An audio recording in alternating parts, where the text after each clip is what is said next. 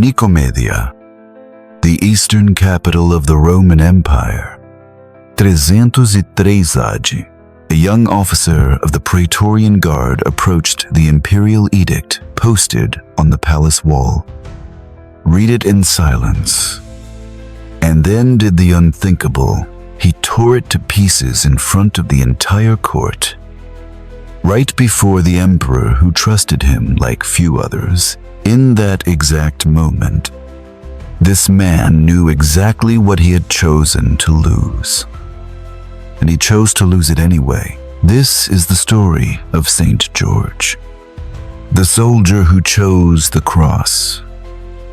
To understand what happened in that palace in 303, we first need to know the man who walked up to that edict and destroyed it with his own hands. George was born around the year 275 inches, Cappadocia, the central region of Anatolia, a territory of volcanic rock, deep valleys carved out over millennia, and horizons that seem absolutely endless. His father, Gerontius, was a Roman soldier of Cappadocian descent. His mother, Polychronia, was a Christian born in Lydda, a city in Palestine.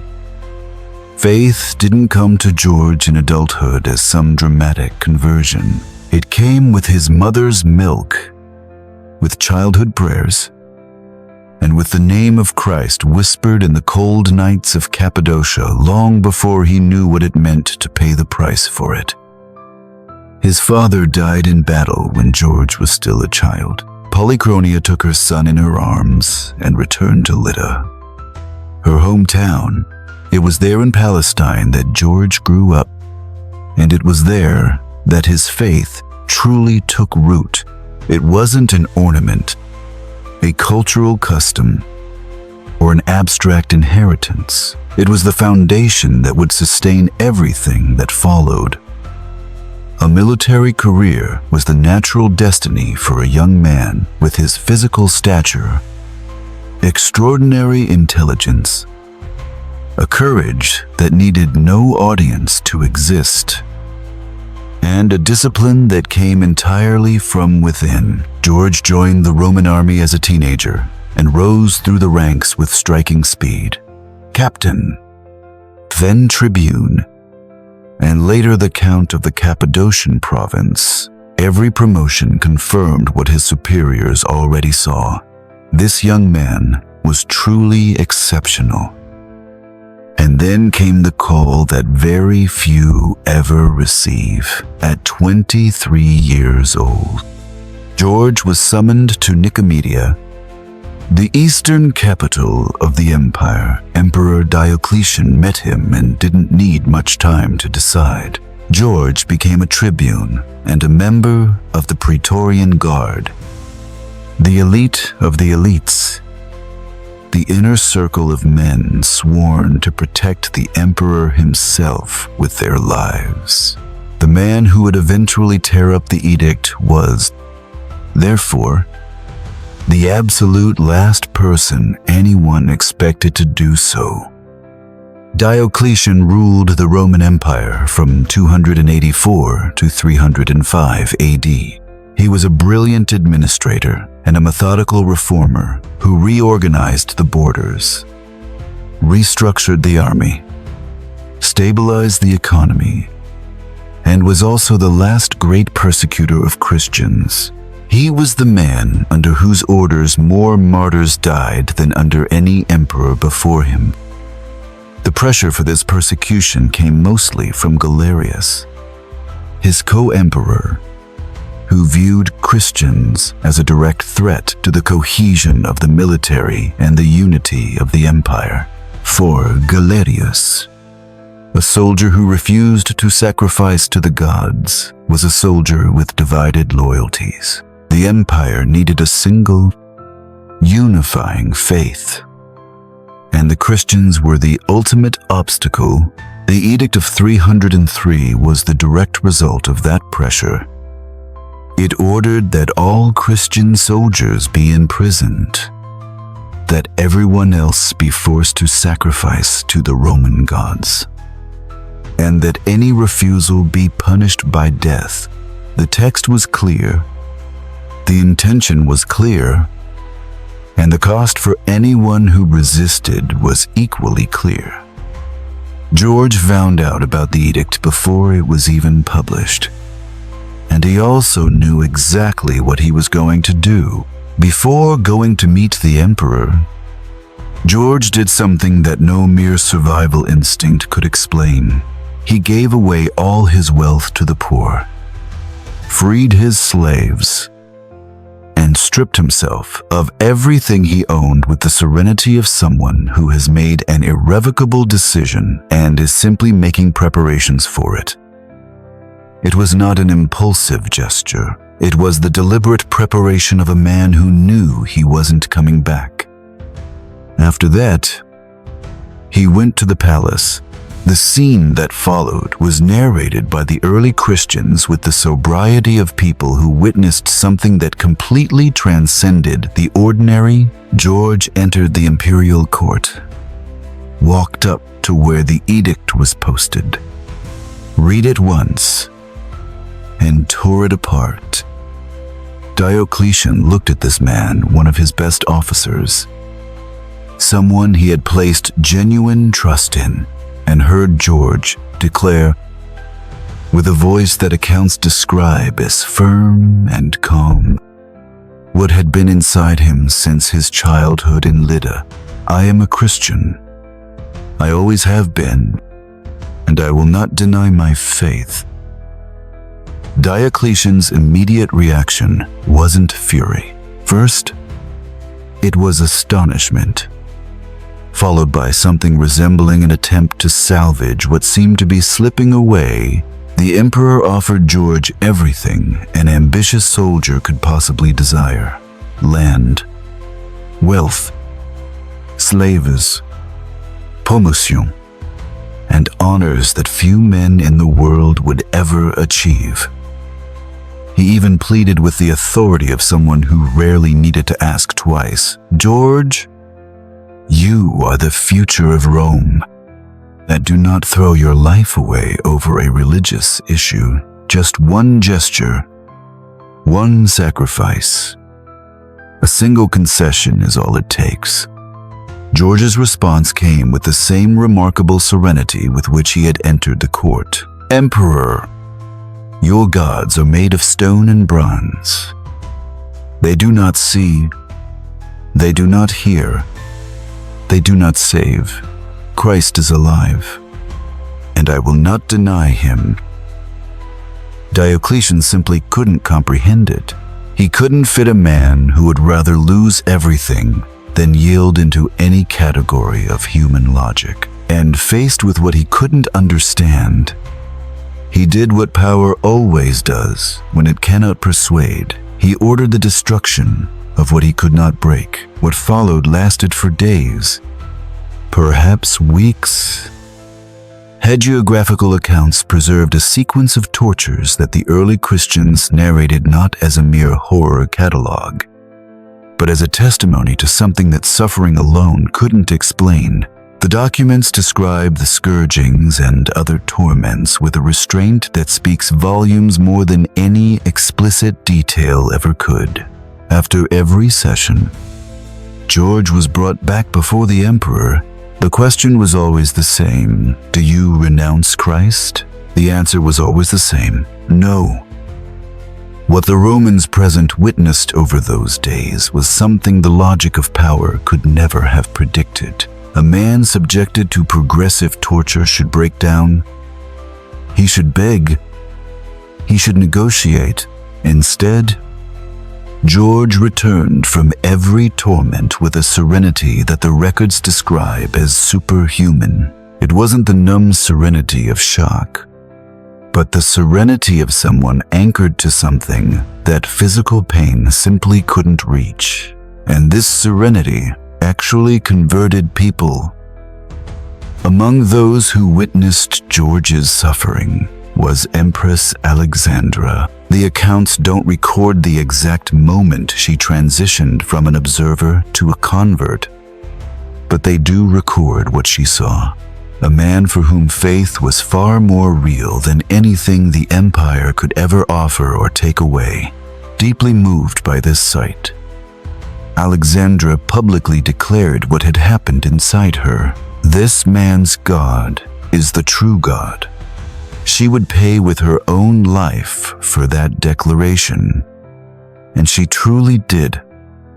Diocletian realized that every attempt to break George only resulted in more conversions.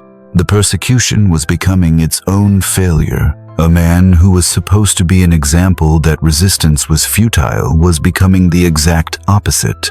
Because of this, the emperor ordered his execution on April 12, 303. George was beheaded. The accounts differ on the exact location, Nicomedia. According to the majority of traditions, or Lydda in Palestine, according to others. However, what all sources agree on is the date, the cause, and the absolute serenity with which George met his end. There was no despair of someone who had lost everything. There was only the profound peace of someone who had won before he even fell.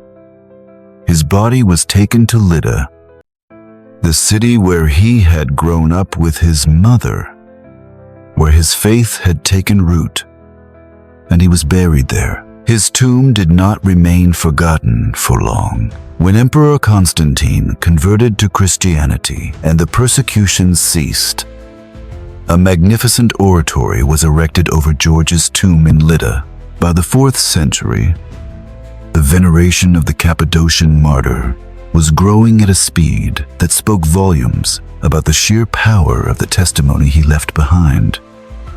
By the 5th century, there were already 5 churches dedicated to George in Constantinople alone, and 40 convents consecrated to him in Egypt. One of the earliest documents to mention George by name is a Greek inscription from 368 AD found in Heraclea of Bithynia, which refers to the House of the Saints and Triumphant Martyrs, George and companions. This is archaeological evidence that his veneration was incredibly ancient, very real, and did not wait until the Middle Ages to exist.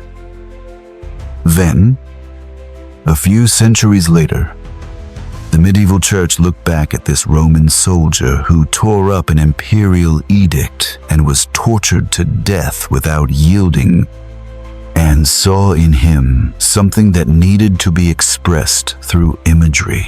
Because there are truths that a historical narrative tells with precision, but the language of symbols conveys with an entirely different depth. That is how the legend of the dragon was born. The Church does not assert this narrative as a literal historical fact.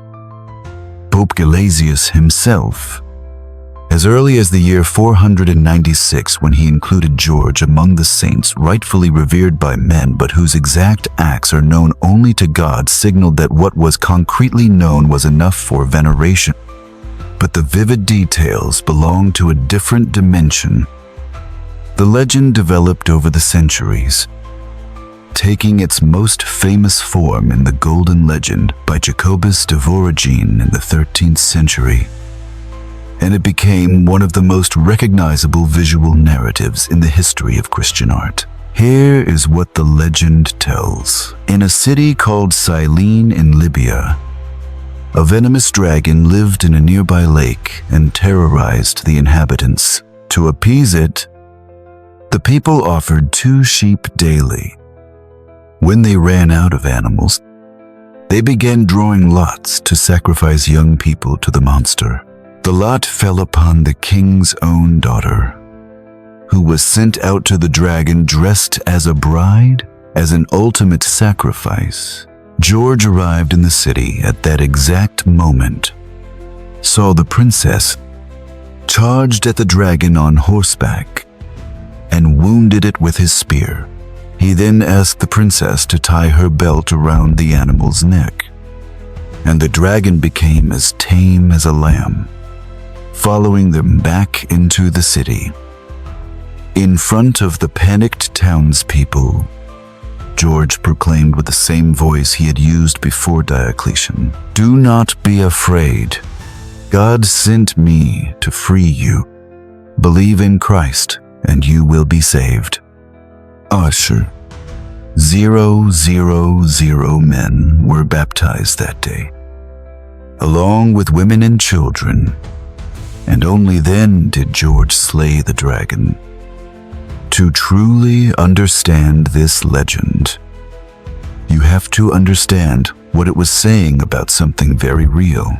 The dragon isn't just an arbitrary fantasy. It is the language the medieval church used to name what George had actually faced. Imperial persecution demanding human sacrifices, Christians slaughtered by a power that presented itself as absolute and divine. The dragon is Diocletian. It's the edict. It's the altar of the Roman gods, where George was ordered to kneel but refused to do so. The city of Cyllene represents the world that learned to compromise in order to survive. The bound princess is the human soul, or the persecuted church, handed over as a tribute to a force that seemed totally invincible.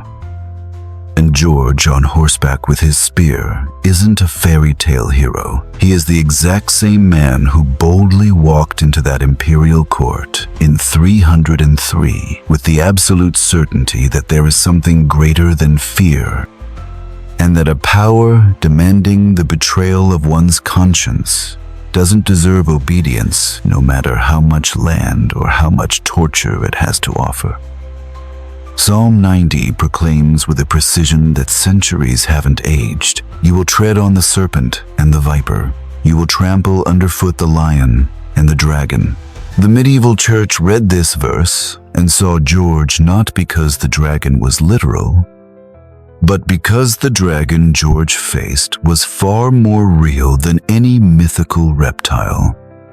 And the faith he used to face it was infinitely more effective than it. Spiritual victory always precedes and makes any actual victory possible. That is the theology the legend carries.